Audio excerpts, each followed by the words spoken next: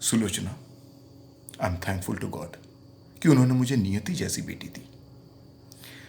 जो लोग बेटे बेटी में फर्क करते हैं ना, उन्हें समझना होगा कि बेटी को भी एक मौका तो दो उसकी फ्यूचर बनाने का।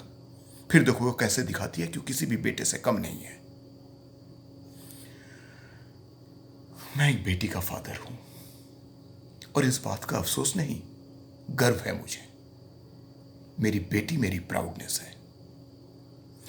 मैंने अपनी बेटी को पूरी आजादी दी है और मुझे पूरा भरोसा है कि वो ऐसा कुछ नहीं करेगी जिससे उसके फादर को सोसाइटी में इंसल्टेड होना पड़े।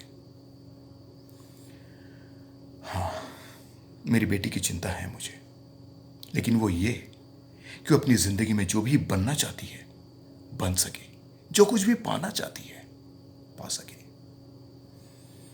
उसकी शादी की कोई चिंता नहीं है मुझे।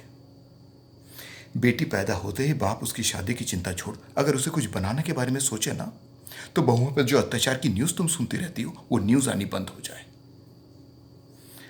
लड़की अपने पैरों पे खड़ी होंगी, एजुकेटेड होंगी, अपनी राइट्स अपना हक समझेंगी, तो अपने अधिकारों के लिए लड़ सकेगी ना।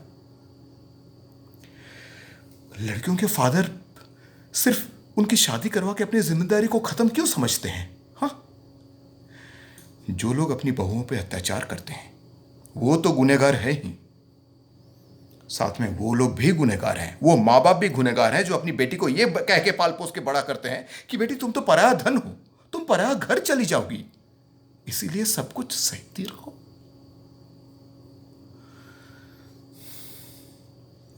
मैंने मेरी बेटी को संस्कारी बनाया है, कमजोर नहीं।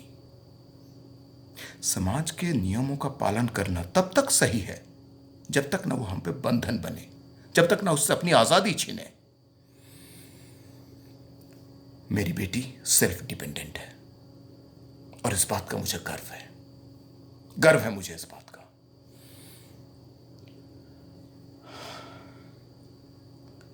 और जहां तक उसे सच कहने की बात है तो वो समय आने पर ही कहूंगा, क्योंकि कुछ सच ऐसे होते हैं जो समय से पहले नहीं कहे जाते।